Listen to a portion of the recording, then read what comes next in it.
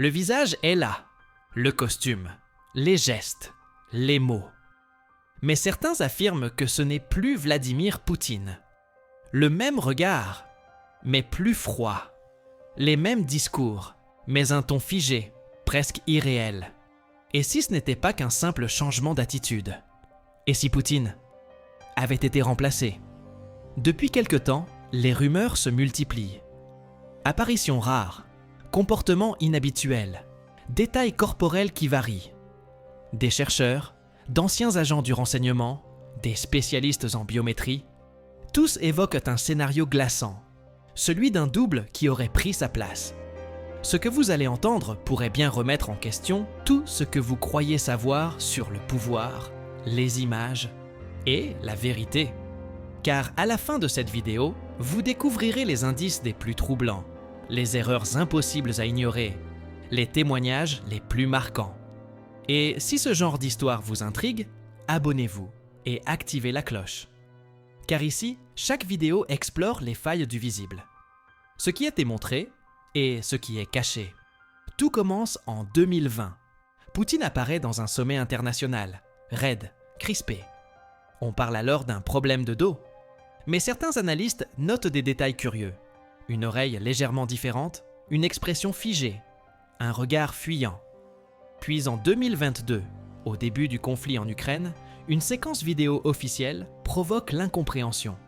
Sur 2 apparitions séparées de quelques jours, son visage semble asymétrique, sa voix plus lente, ses gestes saccadés. Des anomalies qui dépassent l'analyse médicale. Certains disent que c'est l'âge, d'autres pensent que c'est la pression. Mais une troisième hypothèse refait surface, celle d'un remplacement discret, un substitut, un homme formé à reproduire les mimiques, les poses, la cadence du discours. Le plus troublant, ce sont ces jours où le Poutine vu à l'écran semble absent. Comme s'il jouait un rôle dont il ne comprenait pas le texte, comme si, derrière les caméras, quelqu'un dictait chaque geste. Un ancien expert en reconnaissance faciale affirme que les variations dans les mesures de ses traits dépassent les marges naturelles. Et ce n'est pas la première fois que ce genre de choses est envisagé. Saddam Hussein utilisait plusieurs sosies. Kim Jong-un aussi. Le KGB, autrefois, formait des doubles pour brouiller les pistes. Et aujourd'hui, avec les technologies de deepfake, les voix synthétiques, les simulations d'images en temps réel, un homme peut être imité jusque dans sa respiration. Des vidéos analysées par des experts montrent des incohérences troublantes. Dans l'une d'elles, la courbe de la mâchoire ne correspond pas aux précédentes. Sur une autre, la posture est inversée, un appui sur la jambe droite au lieu de la gauche. Cela peut paraître anodin. Mais dans les milieux de l'espionnage, ces détails sont des signatures. On les appelle anomalies de ligne de base. Et lorsqu'elles s'accumulent, elles racontent une autre histoire. Mais ce n'est que le début. En analysant des dizaines d'apparitions de Poutine, certains chercheurs ont constaté que sa manière de marcher a changé. Avant, rapide, militaire. Maintenant, lente, instable. On évoque l'âge, des maladies. Mais un ancien garde du corps évoque une autre explication. Selon lui, des imitateurs auraient été formés depuis longtemps, prêts à prendre la relève en cas de crise. Pour préserver l'ordre. Un pouvoir sans visage ne peut pas gouverner. Il faut un symbole, une présence. Et si le vrai Vladimir Poutine était tombé malade, ou pire, disparu, alors ce double serait là pour maintenir l'illusion, pour éviter la panique, pour prolonger l'image. Car une image forte est parfois plus puissante qu'une vérité instable. Il y a aussi cette question que personne n'ose vraiment poser. Si un double est utilisé, depuis combien de temps? Est-ce récent?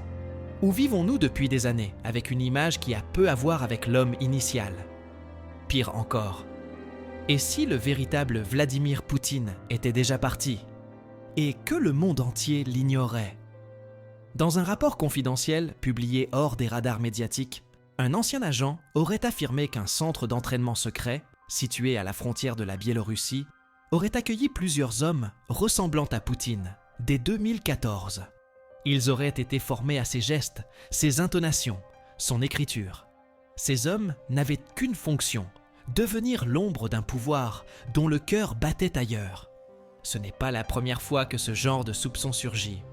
En Irak, Saddam Hussein aurait utilisé plusieurs sosies, entraîné à parler en public et à simuler sa démarche. En Corée du Nord, des rumeurs similaires entourent Kim Jong-un. À chaque fois, le but est le même, préserver le pouvoir en projetant une présence. Et dans tous ces cas, la frontière entre vérité et mise en scène devient floue. Et ce qui dérange, c'est que certaines scènes échappent au contrôle. Une vidéo floutée montre une cicatrice sur la main gauche d'un Poutine, absente quelques jours plus tard. Une autre montre une différence de hauteur entre deux plans supposés tournés à 1 heure d'intervalle. Des détails qui, mis bout à bout, forment une question dérangeante. Et si ce n'était pas un homme, mais un rôle? Mais alors, qui prend les décisions? Qui parle vraiment? Une élite dans l'ombre? Une intelligence artificielle au service d'un agenda?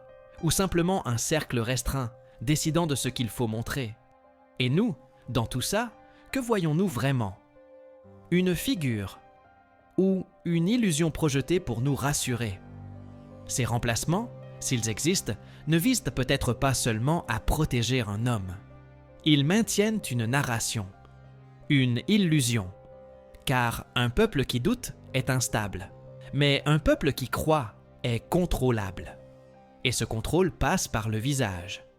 Peut-être que le véritable mystère ne réside pas dans le corps de Vladimir Poutine, mais dans notre confiance envers ce que l'on nous montre. Et vous, que voyez-vous vraiment ?